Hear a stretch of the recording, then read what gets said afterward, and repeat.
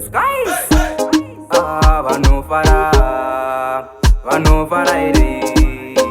ndagara ndiri busy kunge signari kunge clash cup tapinda pafinari chipo changu hachizi oto chitori manyuwari vakawanda vakubvunza hanzi nai mwari ndauya nemafaro kanhasi munhu wese ari pano ari kuda pati sarakadenga vakarowa masmati vana vanopisa vanoziva fati vana sekuru vatotanga kubvisa mapati vana gogo nepasaiti kumaklasi temu rangu rese rakarovera mavhisi inguma pakutodiwa ripiti pawapinda watangidza mafaro bata mwanasikana unotamba inini ndatya nematanzi ako akadzikama pambisa chiuno usambokwata ndiwe uri kutambisa chiuno mwanasikana unoshekesa zvine mutindo dai wambosvika wambopakurira pano madhanzi manyama ndiwe bviravira kuno ndauya nemafaro kanhasi munhu wese ari pano ari kuda pati sarakadenga vakarowa masmati vana vanopisa vanoziva fati vana sekuru vatotanga kubvisa mapati vana gogo nepasaiti kumaklasi temu rangu rese rakarovera mavhisi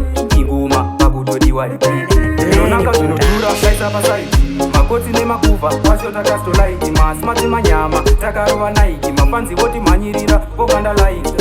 asidi vanodhistepa vanoda mafaro pleasure iri pano tinoda vakasununguka vanogona kushandisa chipo ndauya nemafaro kanhasi munhu wese ari pano ari kuda pati sarakadenga vakarowa masmati vana vanopisa vanoziva fati vana sekuru vatotanga kubvisa mapati vana gogo nepasaiti kumaklasi temu rangu rese rakarovera mavhisi inguma pakutodiwa ripiti pawapinda watangidza mafaro patsva mwanasikana unotamba inini ndatya nematanzi ako akadzikama pambisa chiuno usambokwata ndiwe uri kutambisa chiuno mwanasikana unoshekesa zvine mutindo dai wambosvika wambopakurira pano madhanzi manyama ndiwe bviravira kuno ndauya nemafaro kanhasi munhu wese ari pano ari kuda pati sarakadenga vakarowa masmati vana vanopisa vanoziva fati vana sekuru vatotanga kubvisa mapati vana gogo nepasaiti kumaklasi temu rangu rese rakarovera mavhisi inguma pakutodiwa ripiti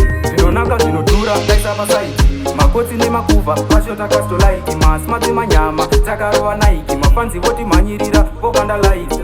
asidi vanodhistepa vanoda mafaro pleasure iri pano tinoda vakasununguka vanogona kushandisa chipo